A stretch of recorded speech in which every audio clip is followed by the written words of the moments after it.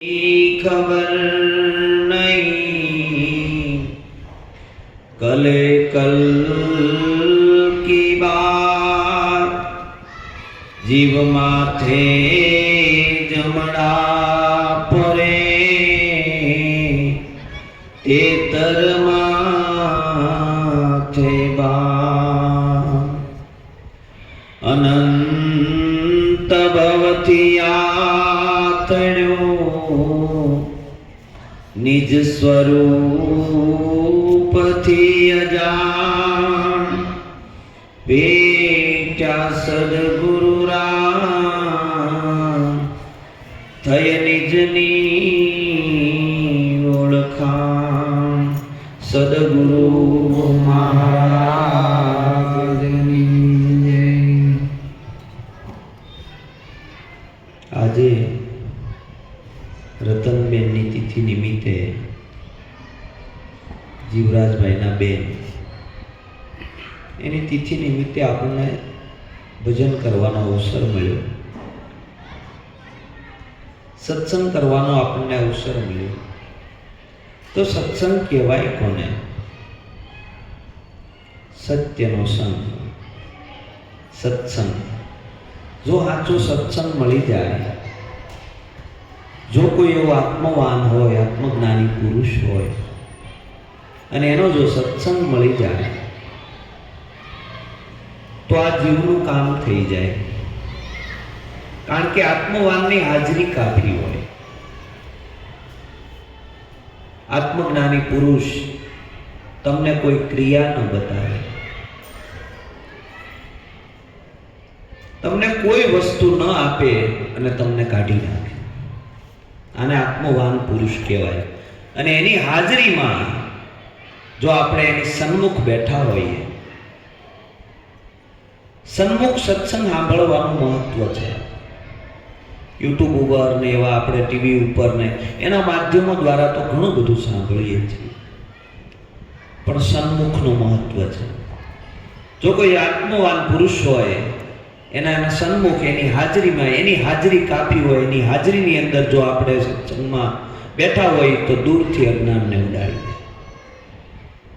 કોઈ ક્રિયા ન આપે, કોઈ વસ્તુ તમને ન પકડાવે, તમને આત્મા ઓળખાવી દે, આત્મા પકડાવી દે, આત્મા ઓળખાવી દે. અને આત્માની હાજરીની અંદર કોઈ પણ ક્રિયાને સંભવી શકતી નથી. બધી કોઈ કદાચ આમાં ગુરુના પ્રકાર ઘણા છે. કોઈ તમને ક્રિયા આપે, આ જન્મ નહીં, ઓલા જન્મે, ક્યારે મેળ પડશે એ નક્કી નહીં. પણ આત્મવાન પુરુષ હોય, આત્મજ્ઞાની પુરુષ હોય, એ તમે જ્યાં બેઠા છો ત્યાંથી તમારા અજ્ઞાનને ઉડાડી દે. એની દ્રષ્ટિ કાપી હોય, એ તમને દ્રષ્ટિ આપે. અને દ્રષ્ટિ આપે ને એ દ્રષ્ટિ જેમ છે એમ સમજાય કે એ અંતર્મુખ દ્રષ્ટિ છે, બાહિર્મુખ દ્રષ્ટિ નથી. આ દ્રષ્ટિ તે એ તો સર્વચક્ષુ વાળા દેહને ઓળખે. આત્મ દ્રષ્ટિએ હરી આપ અવતારી પુરુષને કોઈ ન ઓળખે, ભલે બેટો હોય કે બાપ, કોઈ એને ઓળખી ના શકે. એ તમને અંતરચક્ષુ આવે. કદાચ સૂર્યનું અંજવાળું ન હોય તો તમને દેખાય, કારણ કે તમારી પાસે અંતરચક્ષુ છે. આપણે જે ઘર જોયું છે, જે ઘરની અંદર આપણે રહી છીએ, એ ઘરમાં કદાચ લાઈટ ન હોય તો એ રસોડામાંથી કોઈ પણ વસ્તુ લાવવી હોય આપણે લાવીએ, ત્યાંથી તરત લાઈટ કદાચ ન હોય, ગમે એટલું ઘનઘોર અંધારું હોય તોય તમે ક્યાં ચા પડી છે, ક્યાં ખાંડ પડી છે, તમે ફટ દારામાં લઈને બી આવો, કારણ કે તમે એ ઘર જોયું છે. એમ આત્મજ્ઞાની પુરુષ છે, એને એ ઘર જોયું છે, તમને ત્યાં પહોંચાડી દે. કારણ કે એને તમારા ભીતરની અંદર જ્ઞાનરૂપી દીપકનું પ્રાગટ્ય કરી દીધું. અને જ્ઞાનરૂપી દીપકનું પ્રાગટ્ય થાય એટલે અજ્ઞાન તો ઓટોમેટિક ઉડી જાય. અજ્ઞાન રહેતું નથી. પણ શરત એટલી જ છે કે ક્યાંય પણ સત્સંગમાં જાય તો એક જ લક્ષ્ય, મારો આત્મા. આત્માને લક્ષ્યમાં લઈ અને સત્સંગમાં જાવ. લક્ષ્ય જો આપણું એક હશે તો લક્ષ્ય સદા હે, સદા હે અને સદા હે. આપણે કંઈક ને કંઈક લક્ષ્ય ભૂલી જાય છે, આપણે રસ્તો ફંટાઈ જાય છે આપણો. એટલે આ બધી તકલીફો ઊભી થાય છે, નથી સમજાતું, તો એની પાછળનું કારણ એટલું જ છે કે આપણે લક્ષ્ય ચૂક્યા છીએ. કાં આપણું પદ લક્ષ્ય થઈ ગયું છે, કાં આપણું પ્રતિષ્ઠા લક્ષ્ય થઈ ગયું છે, કાં આપણું માન છે, મોભો છે, કંઈક ને કંઈક આપણું લક્ષ્ય ફરી ગયું છે. આપણું લક્ષ્ય આત્મા નથી. બાકી આત્મજ્ઞાનીના પુરુષના સત્સંગની અંદર આત્માનું લક્ષ્ય લઈને બેહો એટલે અજ્ઞાનને તો સહેજમાં ઉડાડી દે. કારણ કે સુરત સંદેશો ન મોકલે બત્યું કરજો બંધ, રાઠોડ કહે ભાનુ ભયો દુનિયા ઉઠી નહીં. આમ સુરત સંદેશો ન મોકલે કે હવે તમારી લાઈટ બંધ કરી દેજો, હું ઉગવાનો છું. આત્મજ્ઞાનીનો સત્સંગ આવતો હોય એટલે એ પ્રવાહ હાલ્યો જતો હોય, બરોબર છે. એની અંદર ગમે એવું અંધારું હોય વહી જાય. એમ સૂર્ય ઉગે એટલે તરત જ એમાં અંધારો ક્યાંય રહી શકે નહીં. પછી આપણે આપણી બારીઓ બંધ કરી હોય તો એમાં કઈ સૂર્યનો વાંક નથી. આપણે સત્સંગમાં આવીએ છીએ તો જેમ છે એમ બારીઓને ખોલી નાખવાની છે, જેમ છે એમ આપણે ખુલ્લા પડી જવાનું છે. આપણી બારીઓ બંધ હોય તો સૂર્ય તો ઉગી ગયો, પણ હવે આપણા બાવણા બંધ છે તેમાં સૂર્યનો વાંક નથી. એકવાર અંધારાએ ભગવાનને ફરિયાદ કરી કે ભગવાન આ શું અંજવાળું છે ને મને રહેવા દેતું નથી, એ આવે છે ને મને કાઢી મૂકે છે, મારે એની હારે જામતું નહીં, મને ક્યાંય ટકવા જ નથી દેતું. એટલે ભગવાન કે ઉભા રહ્યો, હું એને બોલાવ્યો સૂર્યને કે ભાઈ આ ફરિયાદ કરે છે કે તું આને ક્યાંય ટકવા દેતો નથી, ક્યાં છે કે બોલાવો. બોલા કે આવ્યો ભાઈ. તે કે પણ એ હોય તે હું આવી તો નથી. તે કે એમાં હું શું કરું? કે મારો પ્રકાશ થાય ને એ ભાગી જાય છે, કે મેં કાંઈ એને કાંઈ ના પાડી નથી.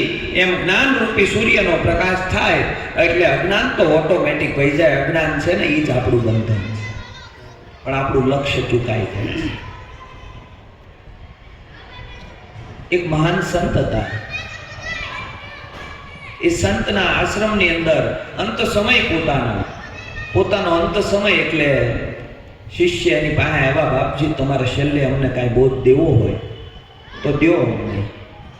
તો બાપજીએ અંત સમયે કીધું બિલાડી ન પાળતા, બિલાડી ન પાળતા. ઓલા શિષ્ય બધા અને બાપુએ દેહ છોડી દીધો અને ઘણો સમય આ બધા વિચાર કરે, બાપુએ આવું કેમ કીધું છે, બિલાડી ન પાળતા? કે બોધ દેવો હોય તો એ તો ઘણું બધું દઈ શકતા હતા, આપણને કંઈક આત્મજ્ઞાનમાં દઈ શકતા હતા, કંઈક મંત્ર આપી શકતા હતા, કંઈક આપણને આપત, પણ આને એવું કેમ કીધું કે બિલાડી નહીં પાળતા? ઘણા સમય પછી એક બહુ મોટી ઉંમરના ત્યાં પોતે દાદા હતા, શિષ્ય હતા એમના, એને આ બધા વિચાર કરે કે આપણને બાપુ એવું કીધું બિલાડી ન પાળતા, આનું કારણ શું? તે કે તમને ખબર નથી.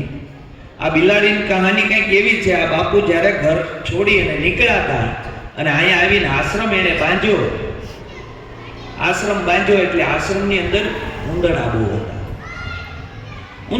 હતા. એટલે ગામ લોકોએ બધાને કાયમ માટે આશ્રમે જાતા. બાપુ કે ભાઈ આ ઉંદરડા હાથ લેવા દેતા નથી.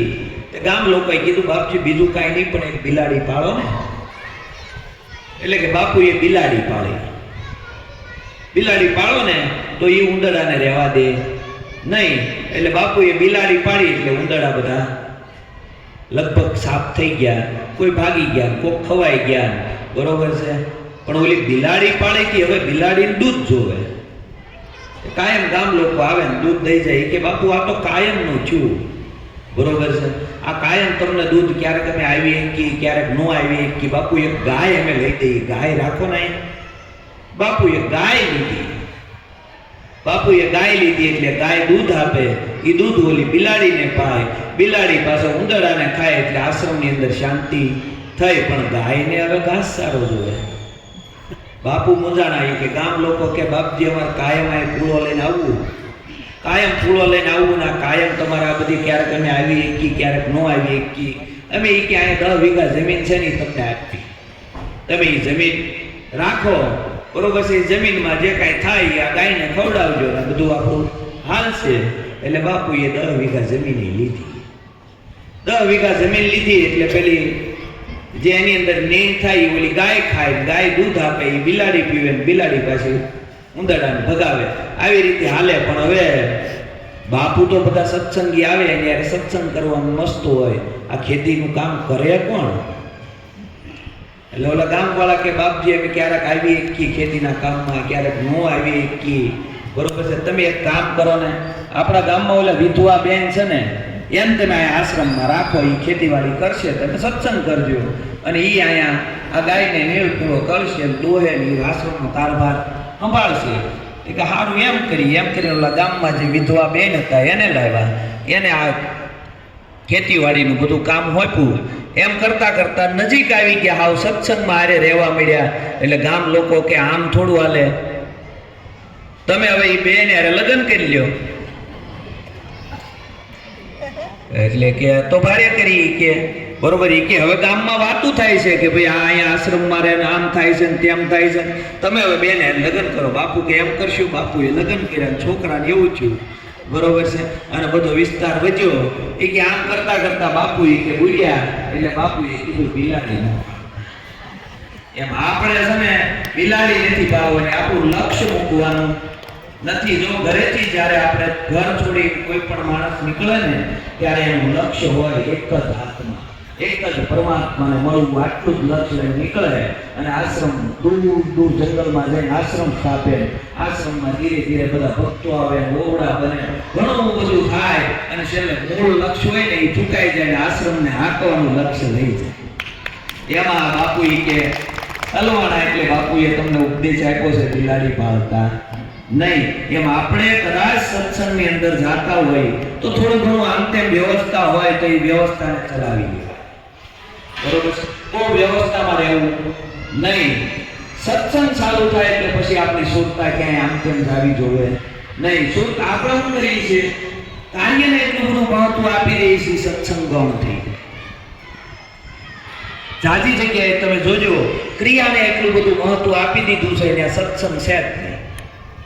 ખાલી ક્રિયા, અહીંયા આમ કરવાનું છે, અહીંયા આરતી કરવાની છે, અહીંયા થાળ કરવાનો છે, અહીંયા આ કરવાનું છે, અહીંયા આ કરવાનું છે, એ બધું કરવામાં રહે ને ત્યાં મૂળ જે આત્માનું લક્ષ્ય હતું એ ચૂકાય.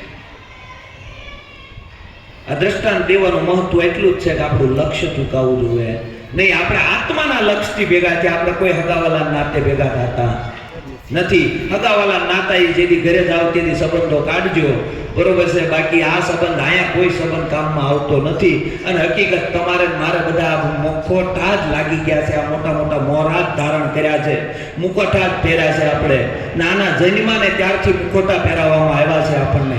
જ્યારે બાળક જન્મે એટલે કા બાબો જન્મે કા બેબી જન્મે, પણ એ જે જન્મો છે ને એમ ન ખબર હોય સ્ત્રી શું પુરુષ શું. જો આ પેલો મુખોટો નાખ્યો, બરોબર, એને ખબર હોય નહીં કે હું સ્ત્રી છું પુરુષ છું. આપણે કહીએ તું છોકરો છો, તું છોકરી છો, છોકરા નામ કરાય, છોકરી નામ કરાય, બરોબર છે. આ પેલો મુખોટો નાખ્યો, પછી ક્યાં જન્મો એ ખબર ન હોય. અને આ હિન્દુના ઘરે જન્મો એટલે હિન્દુનો મુખોટો પહેરાયો, મુસલમાનના ઘરે જન્મો એટલે મુસલમાનનો પહેરાયો. એને એ ખબર નથી હોતી કે હું હિન્દુ છું મુસલમાન. પછી એમાં હિન્દુ હોય કે ભાઈ એમાં પટેલ છે કે બ્રાહ્મણ છે કે હરિજન છે, કોણ છે એને ખબર નથી. આ પાછો આપણે ત્રીજો મુખોટો. આવા તો અસંખ્ય મુખોટા આજ સુધીમાં આપણે પહેરીને બેઠા, હકીકત એક આત્મા સિવાય કાંઈ નથી. કેટલા મુખોટા આપણે પહેર્યા. હવે આ બધા મુખોટાને ઉતારવા એક પછી એક ઉતારવા જાવ તો આવા અનંત જન્મારો વયા જાય ને તોય ન નીકળે. જો સદગુરુના શરણમાં રહી જાય ને તો મુખોટા ઓટોમેટિક વહી જાય. કારણ કે એને ખબર પડી જાય કે મારે કોઈ જાતિ નથી, મારે કોઈ પાતિ નથી, મારે કોઈ ધર્મ નથી, હું હિન્દુ નથી, હું મુસલમાન નથી, મારે કોઈ વસ્તુ નથી, હું સ્ત્રી નથી, હું પુરુષ નથી. આ બધા મુખોટો તો સદગુરુના શરણમાં ઉતરી જાય. જો સદગુરુને જેમ છે એમ સોંપી દે તો સદગુરુને કાંઈ જરૂર નહોતી આપણું તન મન ધન અને શીશ લેવાની. પણ એને ખબર હતી આ બધા મુખોટા ઉતારવા હશે ને તો આ બધું લઈ ત્યારે ઉતરશે, નકર ઉતરવાના નથી. નકર કાંઈક ને કાંઈક અડધી રાતે બોલાવી કોણ તો કે અશોકભાઈ. એટલે અશોકભાઈ તો દેહનું નામ છે, તમારું નથી. પણ તોય એટલું બધું ઘાટું થઈ ગયું છે ને એ મુકાય નહીં. આ બધા આપણે મુકુટ. રાવણને તો કદાચ 10 માથા હતા, આપણને અસંખ્ય માથા છે, અસંખ્ય છે. એકને એમ કે આમ, એકને એમ કે આમ, બરોબર છે. જેટલા મુખ, જેટલા વ્યક્તિ એટલા આપણા મુખ છે. જેવું છે એવું આપણે બોલતા નથી, જેવું છે એવું બોલવું, જ્યાં છે એમ બોલવું.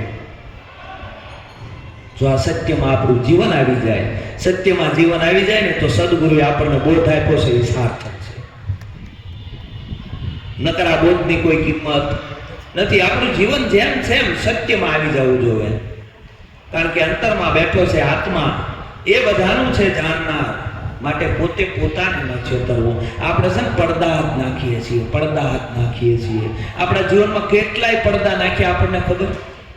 ખાલી સામાન્ય ઘરેથી જોઈએ ને તો આપણું બાળક હોય ને બહુ તોફાની હોય ને, અને કોઈક બાળકોની હારે ચડીને કંઈક ચોરીને એવું કંઈક કરી આવ્યું હોય ને તો હું કે એ અમારો છોકરો નતો, બાજુવાળાનો છોકરો એવો છે ને એટલે એ આ બધું કરે. નકર એને ખબર હોય આ પેલા 3 વાર વસ્તુ ઘરે ચોરી કરીને લાવ્યો, છતાં માએ પડદો નાખ્યો. કોણે નાખ્યો?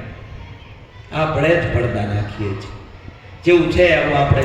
નગર પહેલી વાર છોકરો કાંઈક વસ્તુ ઘરે લાવ્યો હોય, 2 લાફટ સડી ગયો હોય, બીજી વાર લાવે નહીં. ક્યાંક ને ક્યાંક આપણે પડદો નાખ્યો છે એટલે આપણે ભોગવવાનું છે. આપણા ઘરે કદાચ કાંઈ પણ બને છે તો એનો ભોગવટો આપણે આવે છે, અને એનું કારણ આપણે જોઈએ. આપણા બાળકો અગર અસતના માર્ગે જાય અને કાંઈ પણ બને છે તો એમાં દોષ આપણો હોય છે, કારણ કે પડદા આપણે નાખ્યા છે. અંતરમાં બેઠો છે આત્મા, એ બધું છે જાણનાર. માટે પોતે પોતાને ન છેતરો. આખા જગતને છેતરજો, સંતો એવું કીધું, પણ પોતાને છેતરતા નહીં. જે પોતાને ન છેતરે ને જગતને ક્યારેય ન છેતરીએ. જે પોતાને ન છેતરે એ જગતને ક્યારેય ન છેતરે. કારણ કે અંતરાત્માના અવાજને સાંભળતા હોય તો સદગુરુ અંતરમાં બેઠો છે. સદગુરુ અંતરમાં બેઠો બેઠો તમને ઈશારો કરે છે, પણ ઈશારાને આપણે સમજી શકતા નથી. અંદરથી કહેતો હોય કે આ મારાથી ન કરાય, આ મારાથી ન કરાય, અને એની ઉપર વટ જઈને જે આપણે કરીએ છીએ ને એટલા કર્મો આપણે બાંધીએ છીએ. આપણો અંતરાત્મા જેવું કે એવું જ પ્રગટ થવાનું છે. અંતરાત્મામાં કાંઈ પડદો નાખવાનો નથી. આ પડદા જ આપણે ઉઠાડ્યા છે. સદગુરુએ આ બધા પડદા તોડ્યા છે. અંતર ભાંગ્યા વિના ઉભરો નહીં આવે પાનબાઈ. ન થાય હાથે હાચી વાત. આંટી છૂટે જ્યારે અંતર તણી, ત્યારે પ્રભુ દેખાય સાક્ષાત. અંતર ભાંગ્યા વિના. સદગુરુએ અંતર ભાંગી નાખ્યું છે. જ્યાં સુધી અંતર છે ત્યાં સુધી સમજી લેવાનું કે મને હજી પૂરો સદગુરુ મળ્યો નથી. જ્યારે અંતર ભાંગી જાય તમારામાં અને પરમાત્મામાં કાંઈ ફેર ન રહે, તમારા અને પરમાત્માનું મિલન થઈ જાય ત્યારે માનવાનું પૂરો સદગુરુ મળે. પૂરો સદગુરુ મળે એટલે ક્યાંય અંતર રહેવા દે નહીં. તમારામાં પરમાત્મામાં કાંઈ ફેર રહેવા દે નહીં. જીવ ઈશ્વરને ઓળખવા ભટકે અવની માય, સાચા સદગુરુ ભેટતા જીવ શિવ બની જાય. કારણ કે પોતે જ શિવનું સ્વરૂપ છે. આવું અંતર ભાંગી નાખે. અંતર ભાંગી ગયું. સદગુરુના ધણીના દરબારમાં જેમ છે એમ હાજર થવાનું. આપણે કેવી રીતે? જેવા છીએ એમ, જેવા છીએ એમ આપણે હાજર થતા નથી. માં તોરલે કીધું જાડેજાને કે જાડેજા ધણીના દરબારમાં જેમ છો એમ હાજર થાવ. બરોબર છે? જેમ છો એમ હાજર થવું એટલે આપણો બહારનો મોરો કંઈક અલગ છે અને અંદરનો મોરો કંઈક અલગ છે. એને કીધું કે તમારો અંદરનો મોરો ખોલી નાખો. અંદરનું ખુલી જવું જોઈએ. બહારના તો બધા બહુ ડાયા ડમરા આપણે લાગીએ છીએ. બહારનું જે દેખાય છે ને એની હારે પરમાત્માને એટલો બધો કાંઈ મહત્વ નથી. કદાચ એમાં ફાટલું તૂટલું હશે, મેલા કપડાં પહેરીને સત્સંગમાં આવ્યા હશો, તેમાં કાંઈ પરમાત્મા બહુ ધ્યાન દેતો નથી. એનું બહુ મહત્વ નથી. પણ અંતરનો શુદ્ધ ભાવ લઈને આવવાનું છે. અંતર નિર્મળ લઈને આવવાનું છે. હૃદયનો ભાવ નિર્મળ લઈને આવવાનું છે. હૃદય એકદમ ચોખ્ખું હોવું જોઈએ. બરોબર છે? કારણ કે પરમાત્માનો વાસ ક્યાં છે? હૃદયમાં વસ્તુ છે અનમોલી. તારા ઘટમાં પિયુજી બિરાજે, જો અંતરપટ ખોલી. હૃદયમાં વસ્તુ છે અનમોલી. સદગુરુએ આપણા અંતરપટ ખોલ્યા છે. આ બહારના પટ છે ને એ બહારના પટ તો કદાચ જેવા હોય એવા, પણ અંતરના પટ ખોલી નાખ્યા. અને અંતરના પટ ખોલી નાખ્યા ને એટલે ઈ દિવ્ય ચક્ષુ આપણને મળી. અને ઈ દિવ્ય ચક્ષુએ આપણે પરમાત્માનું દર્શન કરવાનું છે. આ આંખથી પરમાત્માનું દર્શન થાય નહીં. જો આ આંખથી પરમાત્માનું દર્શન થતું હોય ને આ આંખથી પરમાત્માનું દર્શન થઈને મોક્ષને જાતા હોય તો સૂરદાસ હોય એ મોક્ષને જાય નહીં. કારણ કે સૂરદાસને આંખ હોય નહીં. એને ભીતરની આંખો આપી ગુરુએ અને ભીતરનું પટ ખોલી નાખ્યું. આ ભીતરનું પટ આપણું ખુલી જવું જોઈએ. ભક્તિના 2 પ્રકારો છે. એક બાહિર્મુખ ભક્તિ છે અને એક અંતર્મુખ ભક્તિ છે. જો અંતર્મુખ ભક્તિ થાય તો કામ થાય. આપણે દરરોજ સવારમાં ભગવાનને પગે લાગી જઈએ, હે મહારાજ ધંધામાં બરકત દેજે, બરોબર છે, ધંધો બહુ સારો હાલે, સુખ સંપત્તિ આવે એવી પ્રાર્થના કરીને જાય. પછી ધંધે જઈને કયકના ગાળિયા કરીને સાંજે આવીને પાછા કહી, હે મહારાજ કાંઈક ભૂલ થઈ હોય તો માફ કરજે. એટલે હું પરમાત્મા નથી ખબર આ તારું કાયમનું છું એમ. દરરોજ સવારમાં જાગી, હે મહારાજ ધંધામાં બરકત દેજે. આખો દી બધાના ગાળિયા કરીએ અને સાંજે આવીને પાછી એમ કે હે પરમાત્મા કાંઈક ભૂલ થઈ હોય તો માફ કરજે. તે પરમાત્મા નથી ખબર આ તારું દરરોજનું છું, કાલ પાછું આમ વાત ઊભું રહેવાનું એમ. પરમાત્માને કદાચ પગે ન લગાય ને તો અંતરથી નમસ્કાર કરવાના. હું જેની હારે વ્યવહાર કરું છું એ પરમાત્મા હારે જ કરું છું. સદગુરુએ આ સ્વરૂપ બતાવ્યું છે. તમને ખાલી એક જગ્યાએ પરમાત્મા બતાવ્યો નથી. જેની હારે તમે વ્યવહાર કરો છો, બરોબર છે, એની અંદર એ પરમાત્મા છે. એટલે વ્યવહાર કરતી વખતે જ આપણે ધ્યાન રાખવાનું કે મારે કેટલો શુદ્ધ અને નિર્મળ વ્યવહાર કરવાનો છે. કારણ કે નગર તો આપણું કાયમનું થઈ ગયું છે. દરરોજ ભગવાનને આરતી કરે, બરોબર, એવા જ્યારે જ્યારે પ્રસંગો આવે, રામનવમી આવે એટલે હે ભગવાન રૂપ થઈ જાય આપણા. પાછી કૃષ્ણ જન્માષ્ટમી આવે એટલે ભગવાન રૂપ થઈ જઈએ આપણે. પાછી નવરાત્રિ આવે એટલે માતાજીને રૂપ થઈ જઈએ આપણે, બરોબર છે. પાછો કાંઈક તહેવાર આવે એટલે એની રૂપ આપણે થઈ જઈએ અને પાછો એ તહેવાર પતે એટલે તરત પાછા કરતા હતા એમ નામ કરીએ. આધ્યાત્મિક વ્યક્તિને એ છૂટ નથી. ધાર્મિક વ્યક્તિ બધું કરતા હોય, આધ્યાત્મિક વ્યક્તિ સદગુરુનો બાળક છે ને એને એ છૂટ નથી. કાયમ છે ને સુરતાની અંદર પરમાત્માને લઈને રમતો હોય, કાયમ સદગુરુને યાદ કરે, બધાની અંદર સદગુરુનું દર્શન કરી અને બધાની હારે વ્યવહાર કરતો હોય. અને આવો શુદ્ધ અને પવિત્ર વ્યવહાર આપણો બધાની સાથે થાય એટલે સદગુરુ રાજી થાય. સદગુરુ ક્યાંય આવ્યા ગયા નથી. ગુરુ મારોનો અવતરે ન ધરે જનની ગર્ભે વાસ, ઉપજે અને વણસે એ બધો માયાનો વિલાસ. સાહેબ કિસી કા બેટા નહીં, બેટા હોકે અવતરે વો સાહેબ નહીં. સાહેબ કોઈનો બેટો નથી, બેટા હોકે અવતરે વો સાહેબ નહીં. સદગુરુનું રૂપ એવું છે, કારણ કે આવે જાય એને સદગુરુ કહેવાય. સદગુરુ તો પ્રગટ છે, ઘટોઘટની અંદર હોંકારા કરે છે. અને આ સદગુરુની ઓળખાણ કરાવી તો આમાં કેની હારે આપણે વ્યવહાર કરીએ. કોઈ પણ વ્યવહાર કરીએ કોની હારે કરીએ? આપણે સદગુરુ હારે જ કરીએ છીએ, બીજા કોઈ હારે કરતા નથી. પરમાત્મા હારે જ વ્યવહાર કરીએ છીએ તો આપણે કોને છેતરીએ છીએ? પરમાત્માને જ છેતરીએ છીએ. અજાણતા અથવા અજાણતા કાંઈ પણ આપણે કરીએ છીએ પરમાત્મા હારે જ આપણે વ્યવહાર કરીએ છીએ. અને આવું જ્યારે આપણને સમજાઈ જાય એટલે જેમ છે એમ આત્મજ્ઞાન પ્રગટ થયું. આત્મજ્ઞાન એટલે એવી કોઈ વસ્તુ નથી કે કાંઈ ઉપરથી તમને પાઈ દેવામાં આવે. આત્મજ્ઞાન એટલે તમારું પોતાનું જ સ્વરૂપ તને બધાની અંદર બતાવ્યું. આ તો બીજો જાણીને તું બીતો ભરે છે, એક છતાં બી કોની ધરે છે. રાખ હિંમત તું નિર્ભય થાવે, ગુરુ વિના તને કોણ છોડાવે. આ બીજો છે જ નહીં, બીજો દેખાણો ક્યાંથી? પરમાત્મા એક છે, તમે એક છો, બીજો છે જ નહીં. તો આ બીજો માનીને વ્યવહાર કરીએ એટલે જ દુઃખ ઊભું છું ને. પરમાત્મા માનીને વ્યવહાર કરીએ તો કાંઈ વાંધો નથી. હા, બધાની હારે પરમાત્મા નકર આ પાછું આમાં આવડું પણ પકડાઈ જાય ઘણી વાર. એક શિષ્ય હતો ને, એણે ગુરુ મહારાજને કીધું બધાની અંદર એક જ પરમાત્મા બિરાજમાન છે, પરમાત્મા સિવાય કાંઈ બિરાજમાન નથી. અને હાડો હાડમાં જ્ઞાન ઉતરી ગયું, બરોબર છે, બરોબર હાડો હાડમાં જ્ઞાન ઉતરી ગયું. પોતે આશ્રમમાંથી બહાર નીકળ્યો ને એક ગામમાં આવ્યો. ગામમાં આવ્યો એટલે 4-5 જણા હામાં મળ્યા, ભાઈ ભાગો ભાગો, હાથી ગાંડો છે, બરોબર છે. અને ઓલો ભાઈ કે બધાની અંદર એક જ મારો પરમાત્મા બિરાજમાન છે, બધાની અંદર મારો પરમાત્મા બિરાજમાન. આગળ ગયા ને ઓલ પાછી હાલી હલ મસ્ત હાથી હાલ્યો આવે ને ઉપર માવત બેઠેલો. માવત ઉપર બેઠો બેઠો કે ભાઈ આગા રહેજો, હાથી ગાંડો થયો, હાથી ગાંડો થયો, બરોબર. ને ઓલો ભાઈ કે મારો પરમાત્મા છે, બીજું કોઈ છે નહીં. હાથી આવ્યો નજીક, પૂંજમાં લઈને નાખ્યો ને તે કડી ભાંગી ગઈ. એ બધા મોકળા પડી ગયા. અને એ થોડાક દી હાજો થયો ને ગુરુ મહારાજ પાસે ગયો કે હે મહારાજ, હું તમે ખોટું બોલતા હશો. તો કે હું ખોટું બોલવાની વાત છે? તમે મને જ્ઞાન આપ્યું, બધાની અંદર એક જ પરમાત્મા બિરાજમાન છે, એક જ આત્મા બિરાજમાન છે, બીજો છે જ નહીં. અને હું ગયો ને ઓલા હાથીએ એ કે મારા કડ ભાગી નાખી. એ કે હોય ને એવું બને નહીં. હા, એ કે એવું બન્યું ને. એ કેમ બન્યું? એ કે હું અહીંથી ગયો ને એટલે ગામવાળા કહેતા હતા કે હાથી ગાંડો થયો. કે તોય તમે ન સમજાણો?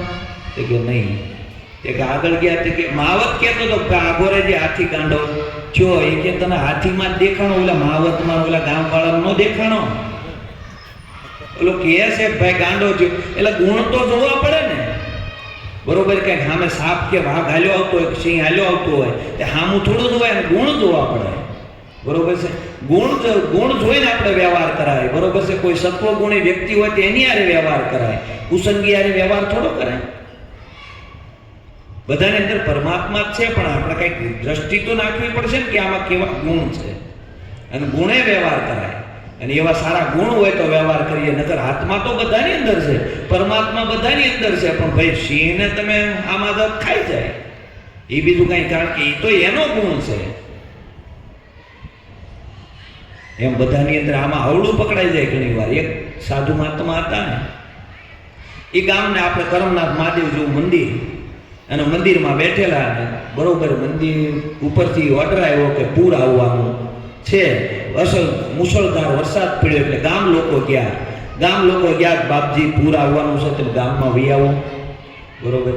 અરે મને પરમાત્મા ઉપર પૂર્ણ ભરોસો છે, બરોબર છે, મારું પરમાત્મા કાંઈ બગાડે નહીં, બરોબર છે, પરમાત્મા મારો તારણહાર છે ને મારે પરમાત્મા હારે પ્રીતિ છે, તમે જાઓ.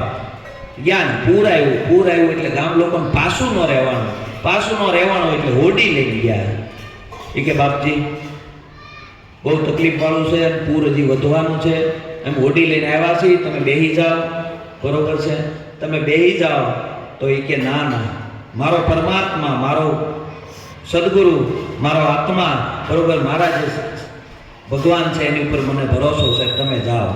આ લોકો વૈયા ગયા, પૂર ખૂબ આવ્યું એટલે બાપુ મંદિરના ઘુમ્મટ ઉપર જઈને બેઠા, ત્યાં સુધી પૂર આવી ગયું ને એમાં વળી આવડા બધા જે હેલિકોપ્ટર લઈને જે આ બધા નીકળ્યા હોય એ લોકોએ જોયું કે કોઈક માણસ કે મંદિરના ઘુમ્મટ ઉપર બેઠું છે, એણે ઉપરથી દોરડું નાખ્યું. એ કે બાપુ ટીંગાઈ જાઓ, પૂર આવવાનું છે, પૂર વધશે હજી, તમે કે આમાં તણાઈ જાઓ. અરે મારો ભગવાન જેવો ધણી, ઓલા તો પછી લાંબો સમય રહ્યા નહીં, કે હાલો પૂર આવ્યું, બાપુ તણાણા ગયા ભગવાનના દરબારમાં. હે ભગવાન, કે મેં તારી ઉપર એટલો બધો ભરોસો કર્યો, બરોબર છે, તોય તું મને બચાવવા ન આવ્યો. પરમાત્મા કે એવું બને નહીં, તે મારી ઉપર ભરોસો કર્યો હોય અને હું તને બચાવવા ન આવ્યો હોય એવું બને નહીં, કારણ કે પરમાત્મા કે મારી જેવું કોઈ દયાનો સાગર નથી, બરોબર છે, હું બધાને બચાવવા આવું, તને પણ આવ્યો જ હોઉં, પણ તને ખબર ન રહી હોય તો મને ખબર નથી હું બન્યું. કે ગામ લોકો આવ્યા હતા, પૂર આવવાનું છે, પણ મેં કીધું મારા પરમાત્મા, બરોબર, કે પછી હોડી લઈને આવ્યા હતા, બરોબર છે, મેં કીધું મારો પરમાત્મા બચાવશે. છેલ્લે હેલિકોપ્ટર લઈને આવ્યા હતા, કીધું કે બાપુ કે પૂર આવવાનું છે, હાલ. કે તને ઓલા તૈણીમાં ન દેખાણો, હું જ આવ્યો તો એમાં હું શું કરું? તારી આંખમાં મોતિયો આવ્યો એમાં હું શું કરું? તને એમાં પરમાત્મા ન દેખાણો તો એમાં મારો કાંઈ વાંક નથી. એમ આપણને બધાની અંદર જો પરમાત્મા બધાના આપણાના કામ કરવા આવે છે, પણ આપણને એમાં પરમાત્મા ન દેખાય, શું કરીએ? આપણે કોઈ કામ કરી ગયા કે એ તો અમારે વેવાયા હતા, એલા પરમાત્મા થઈને આવ્યો તો, પણ તમને વેવાય દેખાણો તેમાં પરમાત્માનો કોઈ દોષ છે નહીં. પરમાત્મા તો બધાના કામ કરે છે, કોઈના નથી કરતો એવો નથી. કોઈ વિશિષ્ટ સ્વરૂપે ક્યારેય પરમાત્મા આવ્યો નથી ને આવવાનો પણ નથી. 1000 હાથવાળો પરમાત્મા જોવો હોય તો આવડો હાથ છે, બીજો કોઈ નથી. એને 1000 મુખ છે, એને 1000 હાથ છે, એને 1000 પગ છે, એને 1000 આંખો છે. આવો પરમાત્મા સદગુરુએ આપણને બોલતો ચાલતો ઓળખાયો છે. હવે જો એની અંદર આપણી સુરતા રહી જાય અને જો એવું આપણું જીવન બનશે તો આપણું કામ થશે. આજે આપણે સમય વધારે લેવા નથી, આપણે પરેશભાઈને પણ સાંભળવા છે. પછી સદગુરુ મહારાજ